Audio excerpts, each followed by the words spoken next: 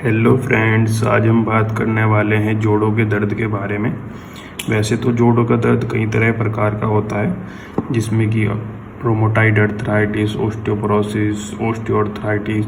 उसी में एक कंडीशन होती है गाउट की कंडीशन, जिसमें क्या होता है कि ब्लड में यूरिक एसिड बढ़ जाता है और किडनी से फिल्टर नहीं कर पाती, जिसके कारण वो हमारे जोड़ों में, इनके जॉइंट्स में डिपॉजिट होने लगता है और जिससे लगातार हमें प्रॉब्लम होने लगती है।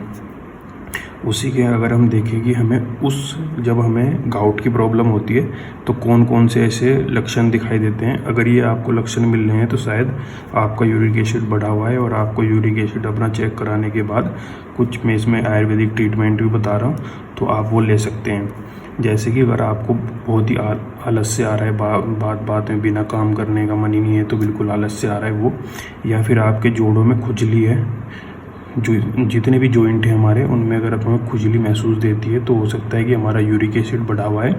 साथ में अगर हम बात करें कि हाथ पैरों की संधियाँ जितनी भी हैं, मतलब हाथ पैरों के जितने जॉइंट्स हैं, उनमें पीड़ा होती है। पीड़ा भी मतलब दर्द किस तरह का होता है, किस तरह का पेन होता है, जैसे कोई सुई चुभा रहा हो, इस तरह का पेन हो।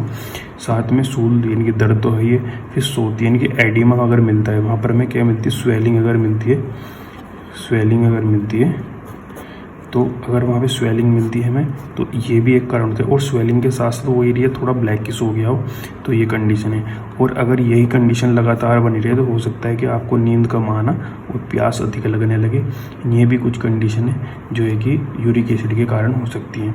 उसी के साथ अगर हम ट्रीटमेंट की बात करें तो ट्रीटमेंट में सबसे अच्छा इसमें रहता है कि मुनक्का और मुलेठी दोनों का चूर्ण ले लें और दोनों को दूध में पकाकर और छान के पिएं, तो आपका यूरिक एसिड, क्योंकि हम इसमें क्या करते हैं कि इसको हम आयुर्वेद में वात रक्त के कारण मानते हैं कि डिजीज़ को, गाउट डिजीज़ को हम जो कोरिलेट करते हैं वो करते हैं वात रक्त के कारण। और वात रक्त की अगर हम बात करें तो वात तो एक प्रॉपर दोष है और रक्त को हम कोरिलेट करते हैं पित्त के साथ। तो इसी कारण मुनक्का जो है कि पित्त के लिए बहुत अच्छी है और मुलेठी वात और पित्त दोनों के लिए अच्छी है। तो इसलिए हम वात और पित्त के लिए मुनक्का और मुलेठी को लेंगे और उसके साथ दूध जो है वो पित्त के लिए अच्छा होता है। तो दोनों को दूध में पका के और उसे पीने से हमारा सही, मतलब अच्छे से हम आराम आ सकता है गाउट के लिए।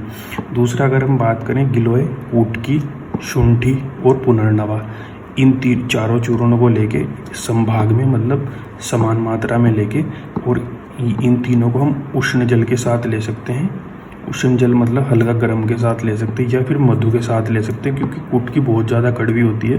बहुत सी बार वोमिटिंग कराने की टेंडेंसी भी हो जाती है पेशेंट को कि हाँ बार बार वोमिटिंग आने की टेंडेंसी हो जाती है। तो इसलिए हम कुटकी के साथ में मधु दे सकते हैं। मधु मतलब हनी, तो हनी के साथ भी ले सकते हैं। या फिर हम क्या कर सकते हैं, दसमूल का क्वाथ आता है जिसमें लघु पंचमूल और बृहत पंचमूल दो होते हैं, तो इसे दसमूल क्वाथ बोलते हैं। इसको अगर हम दूध के साथ, मतलब दूध में हमने 2 चम्मच या 1 चम्मच क्वाथ लिया, 1 चम्मच क्वाथ को हमने दूध में डाला, मतलब 1 चम्मच सूखा क्वाथ लिया, सूखे क्वाथ को हमने इसमें दूध में डाला और वो दूध को पकाया, फिर हमने पिया, तो इससे भी हमें बहुत आराम मिलेगा, बहुत रिलीफ मिलेगा।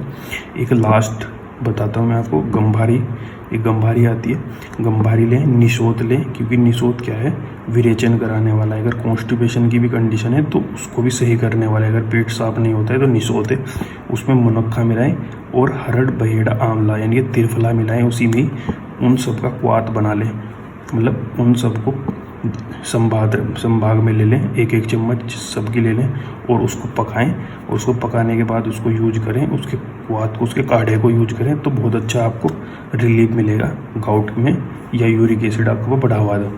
आहार क्या क्या लें, आहार में अगर हम दालों की बात करें, क्योंकि बहुत सी बार यूरिक एसिड का जो कारण माना जाता है वो हाई प्रोटीन इनटेक को भी माना जाता है, इसलिए मेनली जो है कि हमें मेल्स में देखने को मिलता है, क्योंकि मेल्स जो हैं मेनली ज़्यादा हाई प्रोटीन इनटेक करते हैं।